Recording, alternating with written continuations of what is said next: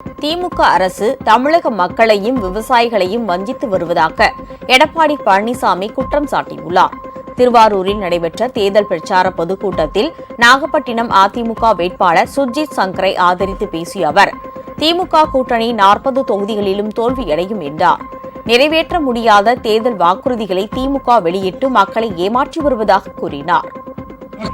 இந்தியாவிலேயே சூப்பர் முதலமைச்சர், முதன்மை முதலமைச்சர், எதுல ஊழல் செய்தல முதன்மை முதலமைச்சர், போதைப்பொருள் விற்பனையே தமிழகம் முதலிடம், எல்லாவற்றிற்கும் மேலாக கடன் வாங்குவதிலே முதன்மை மாநிலம் தமிழ்நாடு.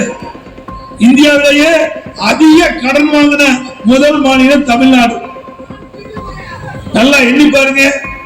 அதிமுக ஆட்சி 10 ஆண்டு கால ஆட்சி இருந்தது.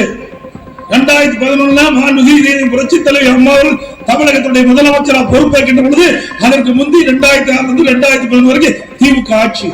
1,14,000 கோடி கடனில் விட்டுட்டு போனீங்க. உங்கள் ராஜ் நியூஸ் தொலைக்காட்சியில் திங்கள் முதல் வெள்ளி வரை தினந்தோறும் பிற்பகல் 2 மணிக்கு உங்கள் பகுதியில் உள்ள குறைகளை நேரலையில் தெரிவிக்கும் புகார் பெட்டி நிகழ்ச்சி. பங்கு பெறுங்கள், பயனடையுங்கள், காணத் தவறாதீர்கள்.